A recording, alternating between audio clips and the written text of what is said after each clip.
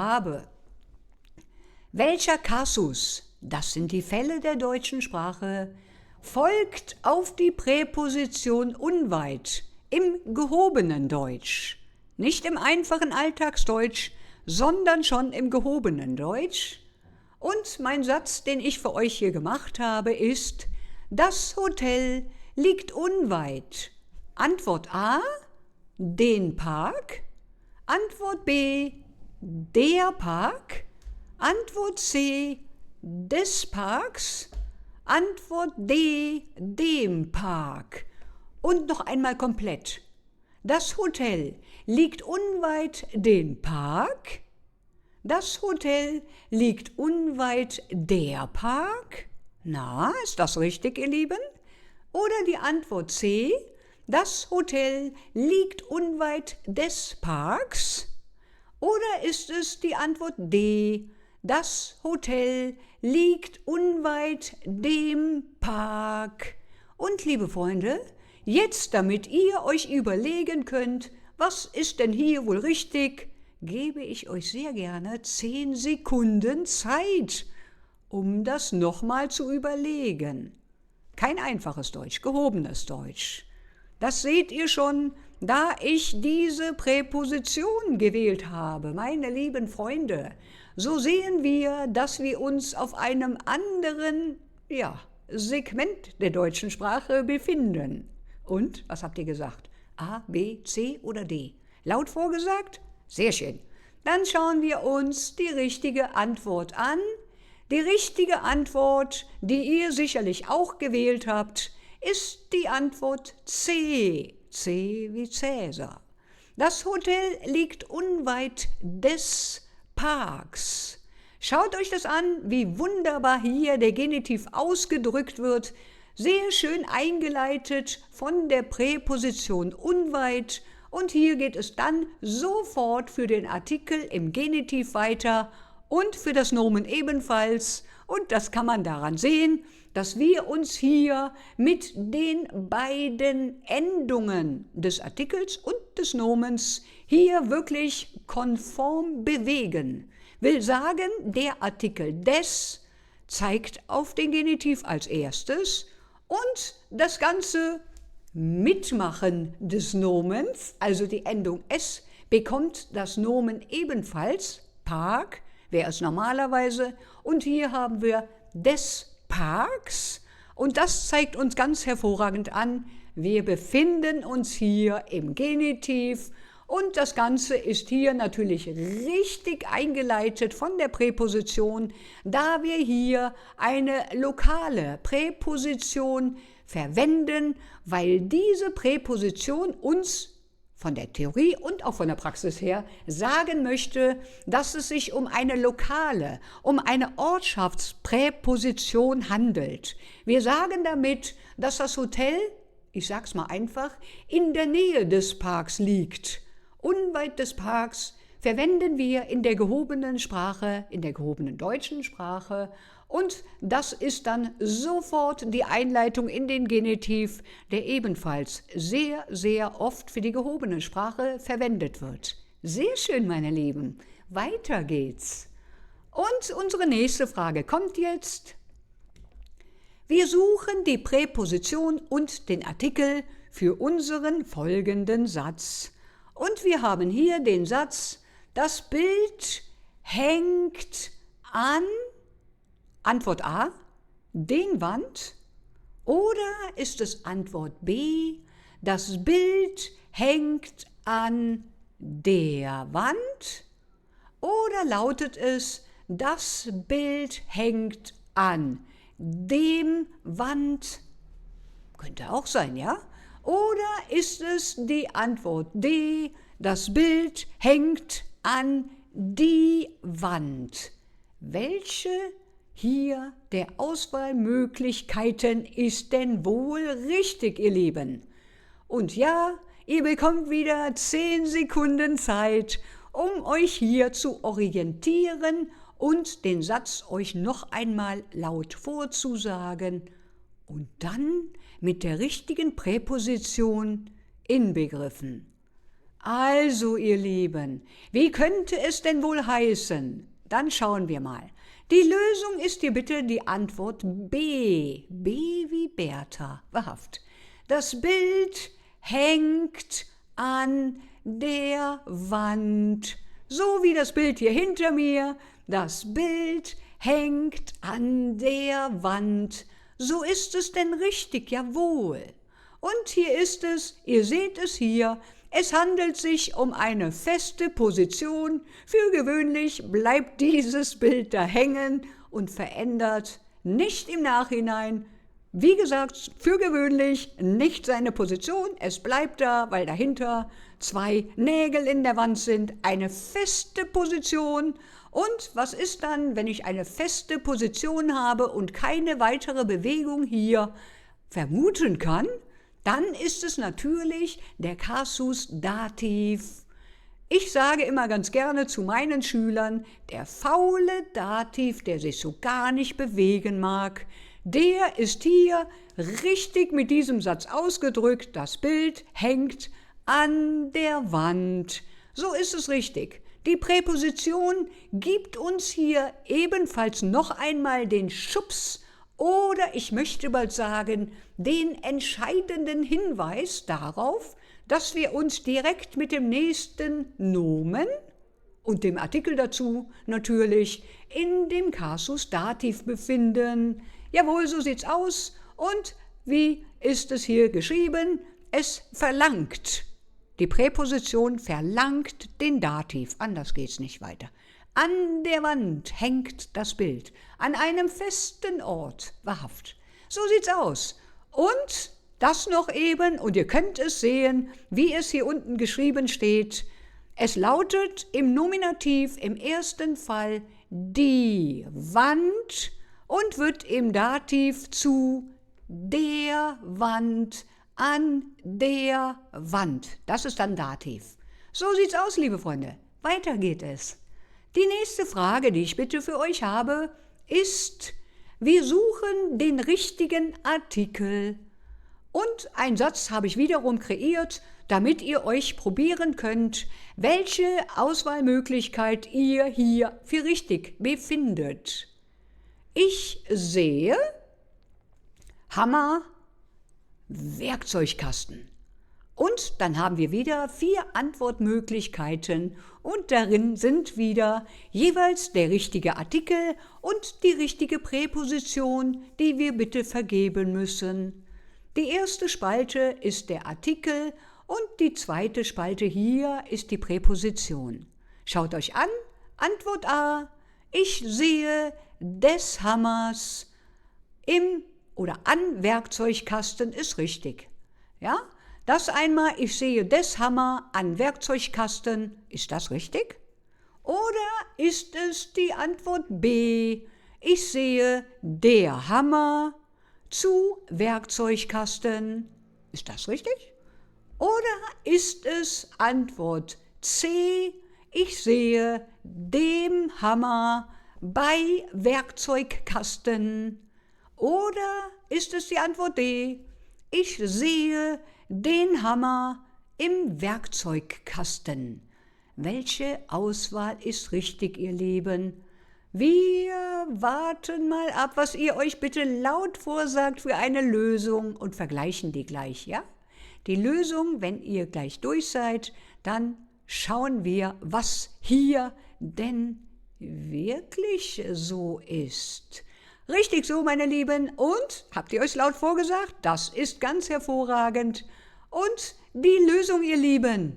Ja, natürlich, Antwort D ist richtig, ihr Lieben.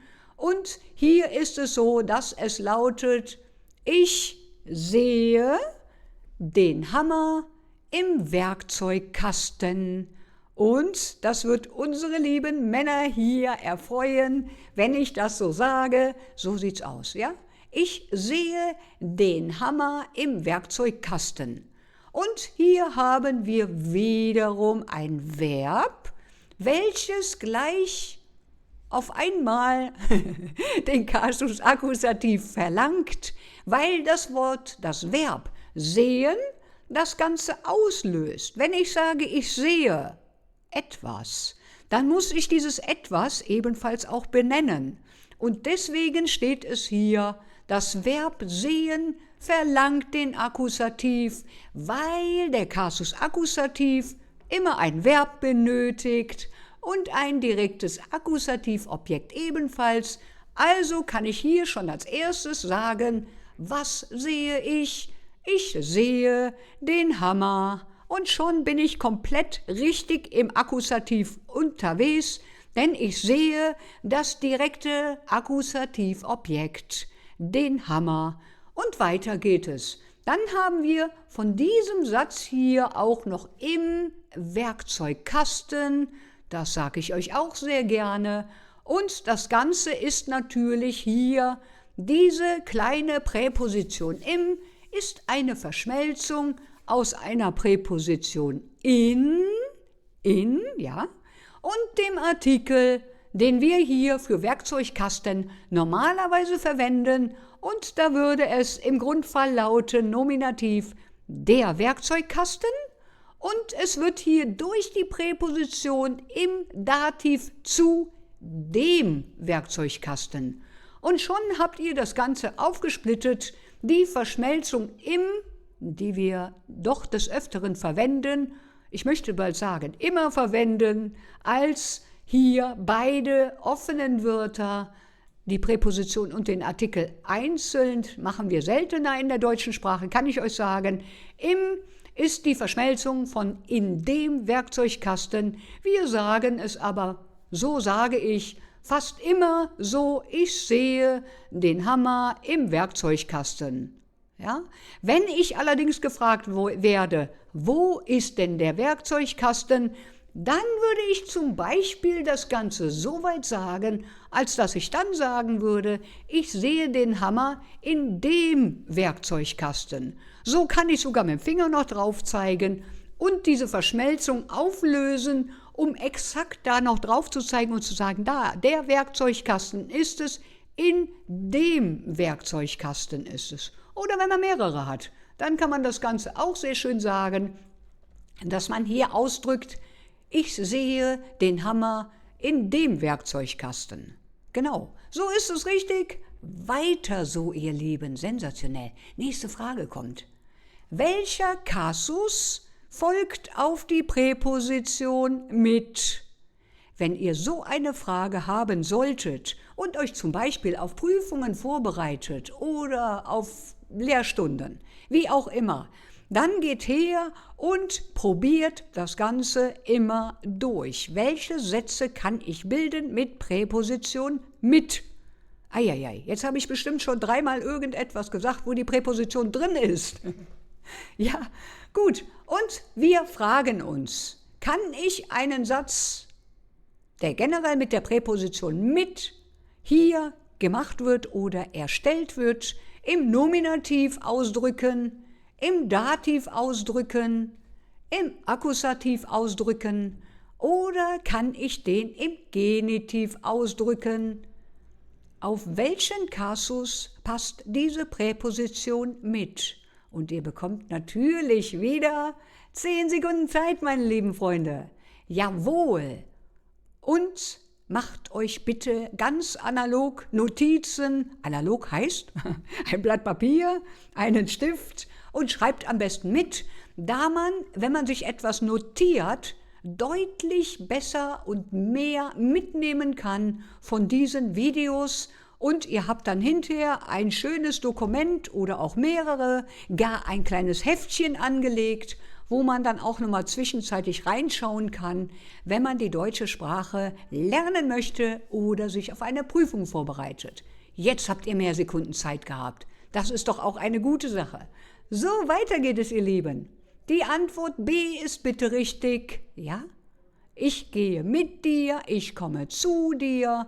Das ist natürlich jetzt hier, ich gehe mit dir und dir ist dann natürlich der Dativ und so könnte man das auch weitermachen. Oder ich fahre mit dem Bus, mit dem Auto, mit dem Fahrrad. Die Präposition mit verlangt den Dativ. Damit sind wir dann richtig unterwegs. Wenn ihr einen Satz habt mit der Präposition mit, dann kommt danach in Folge sofort der Kasus Dativ.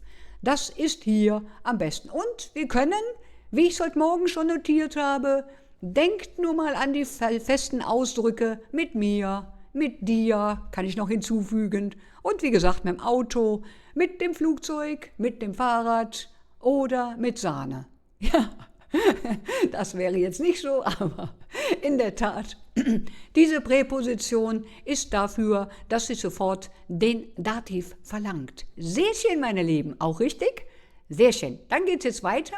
Als nächstes, wir suchen die korrekte Form des Possessivpronomens mein. Das hört sich immer so schwer an, ja, wenn wir das dann fragen, Possessivpronomen, und die meisten Lernenden denken sich, eieiei, was möchte sie denn jetzt? Ich verstehe es nicht. Mein, dein, unser, ihrer, seiner und so weiter. Das sind Possessivpronomen. Schaut mal. Hier habe ich zum Beispiel die Grundbasis aufgeschrieben, mein Bruder.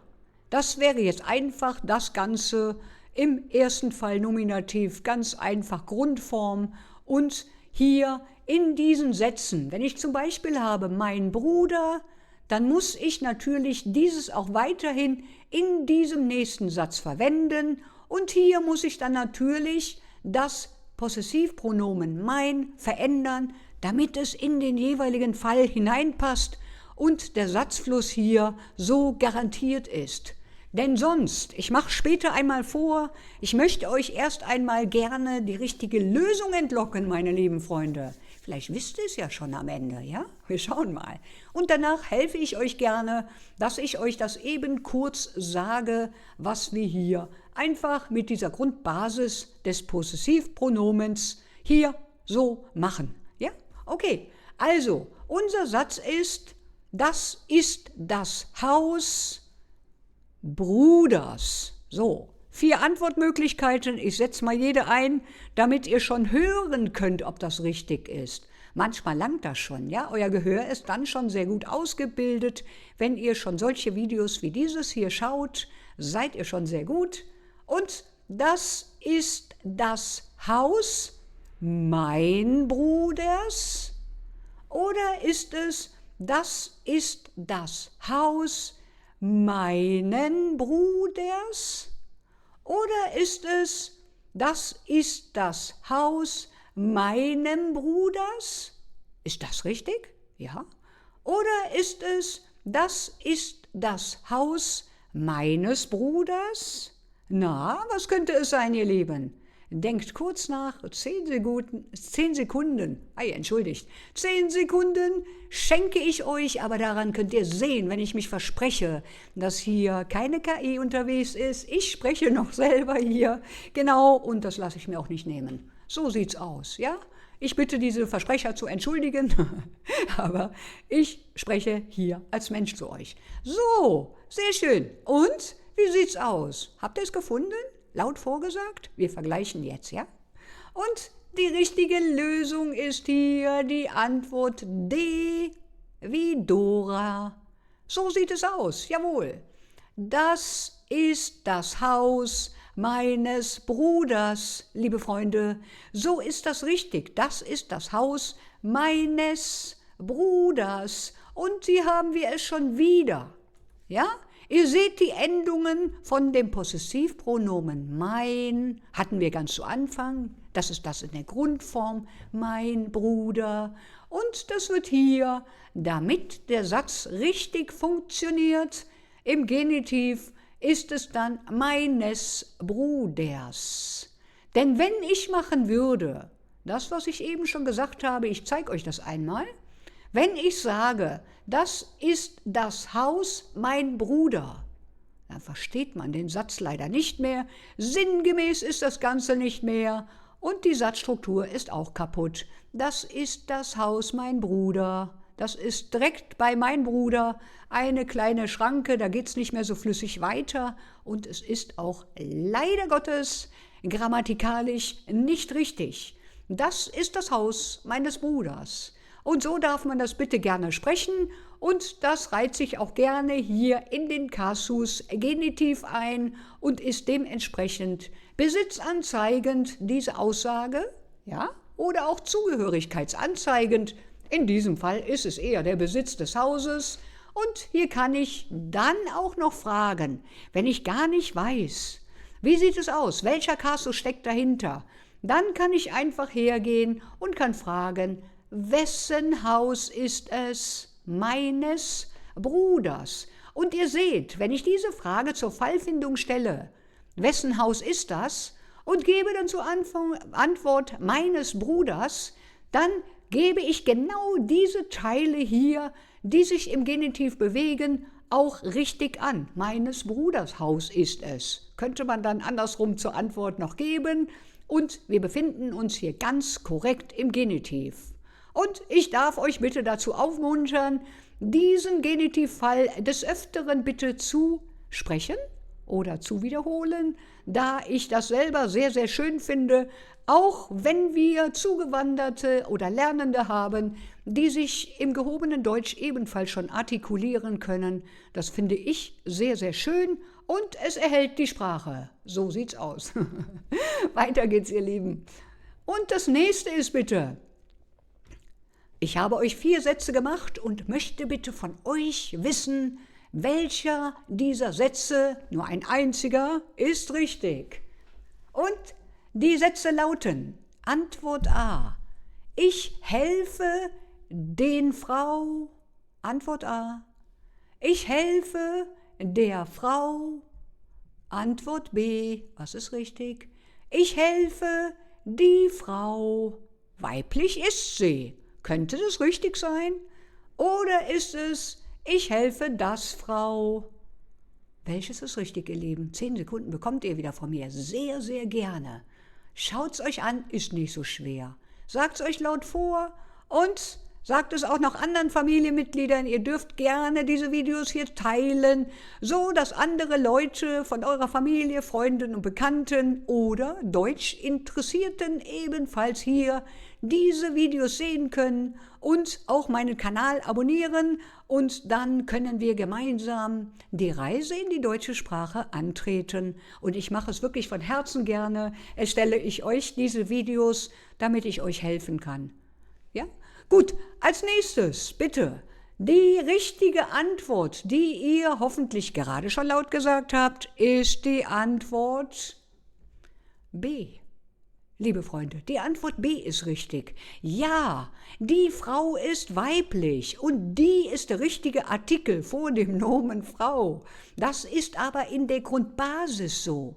Im ersten Kasus Nominativ der deutschen Sprache ist es richtig, wenn ich sage, die Frau ist weiblich. Der Artikel die gehört also zu dem Nomen die Frau.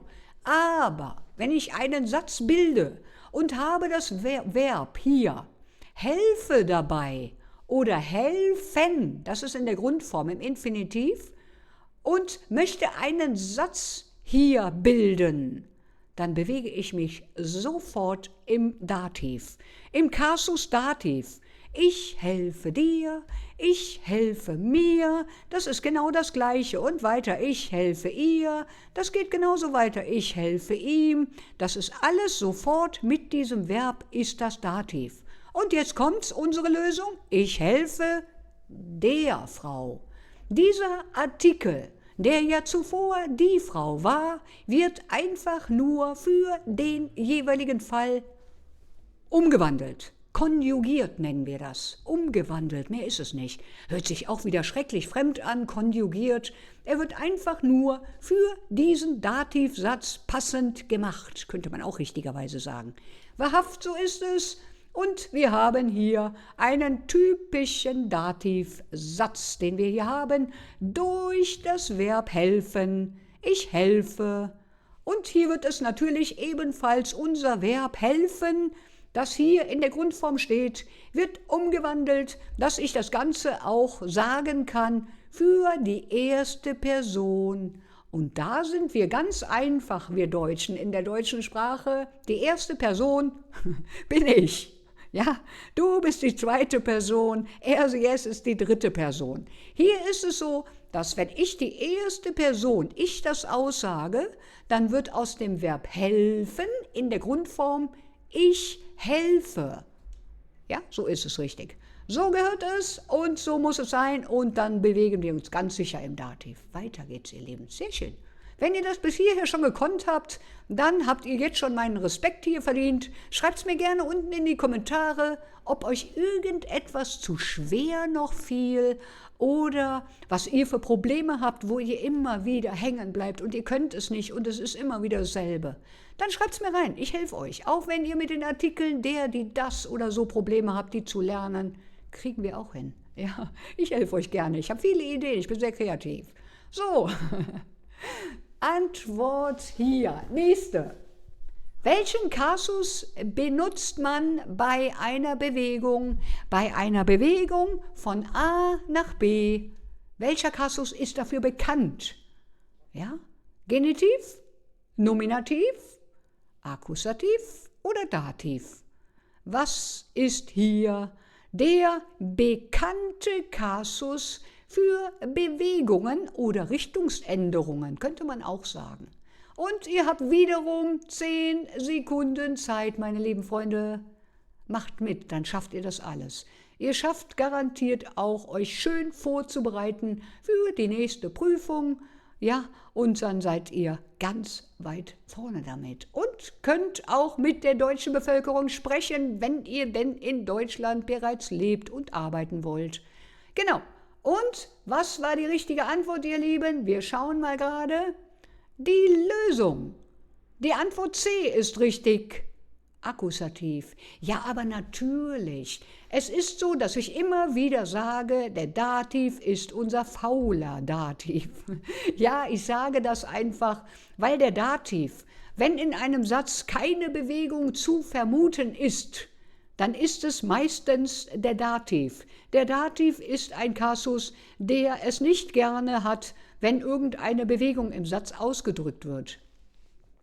Und wir haben es hier aber mit dem Akkusativ zu tun, da wir eine Bewegung angeben. Haben wir gesagt, wir bewegen uns von A nach B.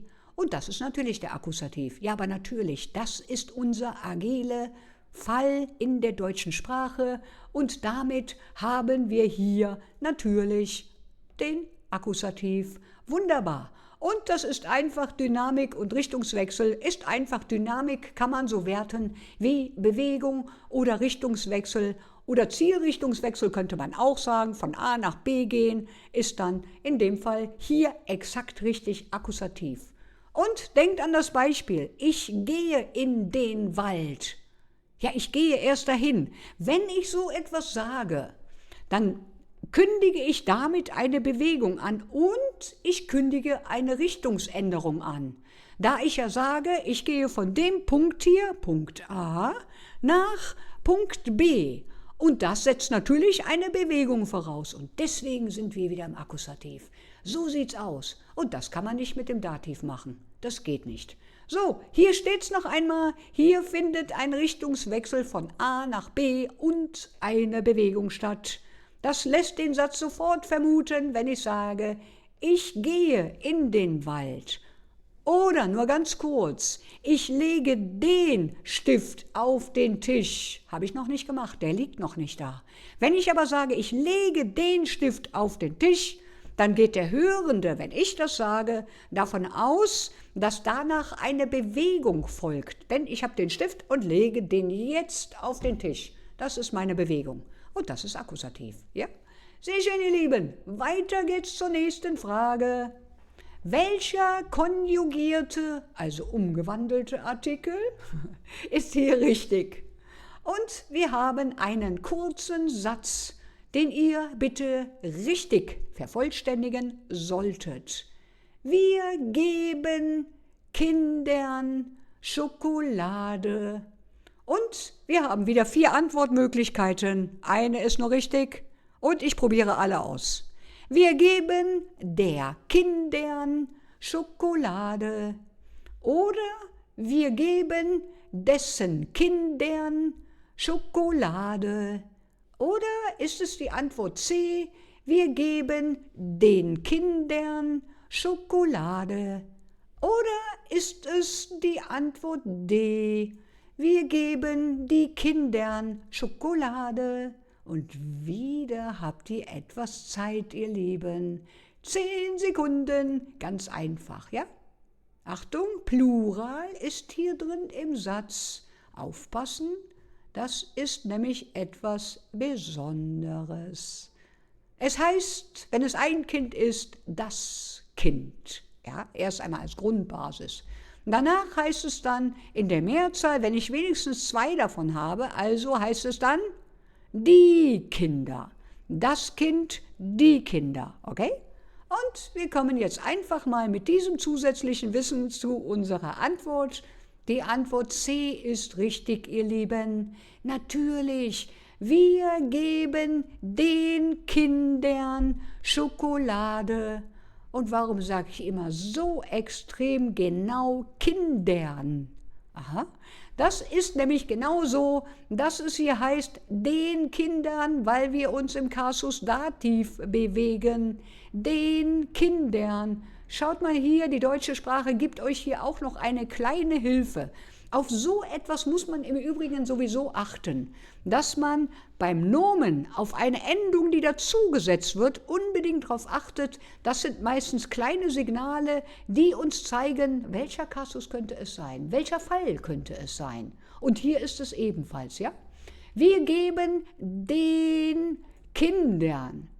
Und das ist ein typisches Dativ N, was da hinten dran ist. Und hier sieht es tatsächlich so aus, als wollte, und ich möchte es einfach mal so sagen, das Nomen den Artikel imitieren. Oder der Artikel wird bis ans Nomen durchgeschoben. Ja, so kann man es fast behaupten. Und es ist hier tatsächlich Dativ und das sind hier mehrere Kinder. Die Kinder war das vorher.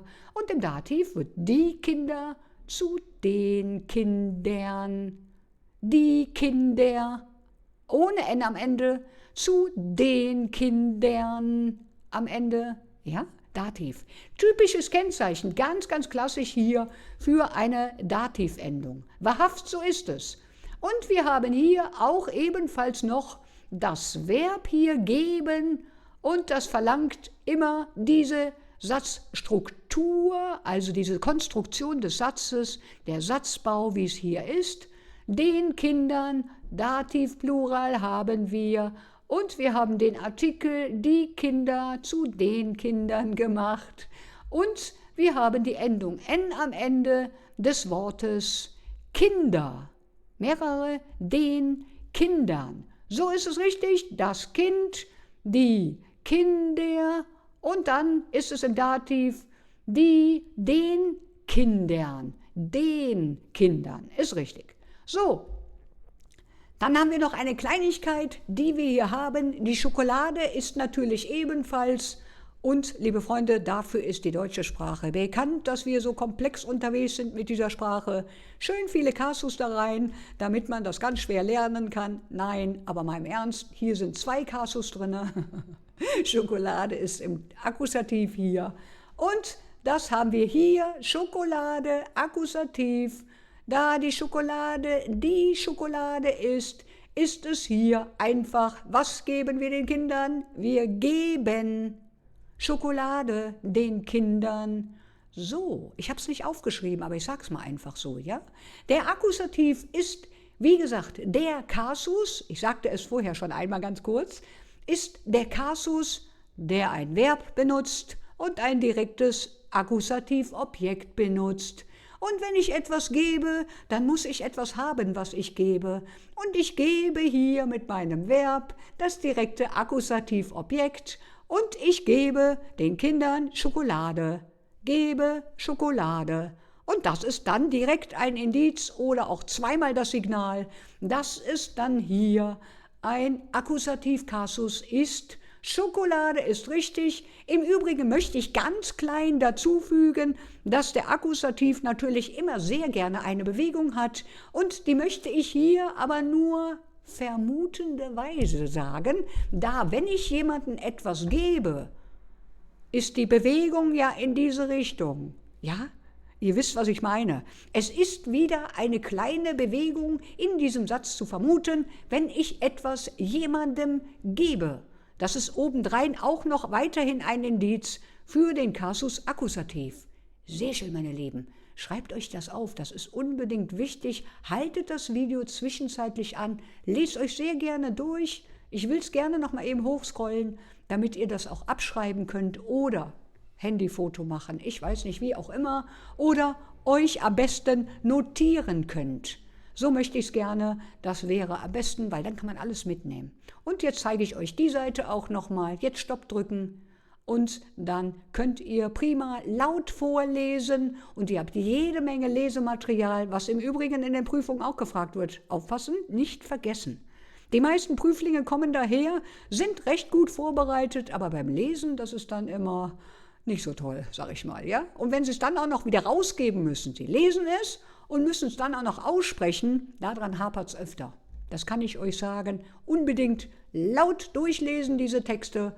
Nicht umsonst mache ich diese Texte. Ja, weiter geht's, ihr Lieben. So, nächste ist, was ist das Subjekt in diesem doch recht kurzen Satz? Den Brief schreibt der Lehrer. So wahrhaft. Es ist ein wirklich so gesagter Satz. Den Brief schreibt der Lehrer. Und welches ist das Subjekt? Den Brief? Es gibt kein Subjekt in diesem kurzen Satz. Oder ist es die Antwort C, schreibt? Ja. Oder die Antwort D, der Lehrer. Wer ist das Subjekt? Oder was ist das Subjekt? 10 Sekunden habt ihr, meine lieben Freunde. 10 Sekunden ab jetzt. Zack, und dann schauen wir, ob wir das auch schon wissen. Schreibt mir in die Kommentare, was euch besonders schwer fällt. Was wisst ihr nicht? Wo bleibt ihr immer wieder stecken und kommt nicht vorwärts? Ja, ich helfe euch. Ich mache euch einfach die Videos um eure Probleme drumherum. Ja, sehr schön. Und, laut vorgesagt, dann geht's jetzt weiter. Und die Lösung ist bitte die Lösung D. Der Lehrer, ja, des Lehrers Briefs. Ich bald gesagt, ja. Also, die Antwort D ist richtig. Der Lehrer. Den Brief schreibt der Lehrer. So, und genau so können wir den Rest sofort mit analysieren. Schreibt ist ein Verb und ich habe wieder ein Verb. Was wird hier geschrieben? Den Brief, der wird hier geschrieben. Und das ist wieder der Kasus Akkusativ. Und unser Subjekt ist damit rausgefiltert, weil der Rest kann schon jetzt nicht mal mehr das Subjekt sein. Warum kann es nicht mehr sein? Das sage ich euch gerne. Weil ich gerade gesagt habe, schreibt den Brief. So, Akkusativ, geht kein Subjekt mehr. Ja? Das heißt also, das Subjekt steht immer im Nominativ. Seht ihr das, wie einfach man das rausfiltern kann, auch wenn der Satz so kurz ist oder auch länger ist? Schreibt, das Verb bedient hier wunderbar unser direktes Akkusativ Objekt. Der Lehrer ist somit, bleibt stehen, und der Lehrer ist im Nominativ, erster Fall Kasus, wunderbar, richtig, der Lehrer. Der bleibt über Subjekt und schon jetzt sind wir im Nominativ und haben das Subjekt gefunden. So sieht es aus und obwohl es am Ende des Satzes steht, wahrhaft so ist es, zeigt es den Nominativ, so ist es richtig, da der Lehrer die handelnde Person ist. Noch einmal, da der Lehrer die handelnde Person ist, die etwas durchführt. So wäre es richtig gesagt, wenn man es mal ganz einfach, nicht gerade grammatikalisch ausdrückt. Wahrhaft, so ist es. Genau, ihr Lieben, weiter geht's. Noch eine Frage. Wir schauen uns das Ganze an. Wie heißt der unbestimmte Artikel für ein feminines Nomen im Dativ? Na, Antwort A, einen. Antwort B, eine. Antwort C, einer. Oder Antwort D, einen. Denkt an die Frau. Feminines Nomen. Und wir schauen uns das Ganze mal an, wie das Ganze dann im Dativ vielleicht verändert wird. Im Übrigen, denkt an eine Frau, ist vielleicht eher besser gesagt, damit ihr zur Lösung findet. eine Frau ist es im Nominativ. Achtung. Und jetzt habt ihr 10 Sekunden Zeit, bevor ich euch die Lösung verrate. Ja, ihr Lieben? Sehr schön, ihr Lieben. Wunderbar macht ihr das. Ganz toll. Und auch so kommen wir dazu, dass wir hier die deutsche Sprache ganz hervorragend lernen können. Gemeinsam zusammen auf meinem Kanal hier jeden Tag ein Video mitnehmen, um dann hier die deutsche Sprache weiter zu lernen, spielerisch. Ist nicht so anstrengend, als wenn man über Bücher sitzt und nur Texte liest. Das ist ein bisschen angenehmer für euch. So, und dann haben wir die Antwort C ist natürlich richtig. Einer Frau zum Beispiel. Im Dativ, wenn es eine Frau ist, wird es im Dativ zu einer Frau. Das kann ich sogar schon so sagen, weil es dann Dativ ist. Und so ist es richtig.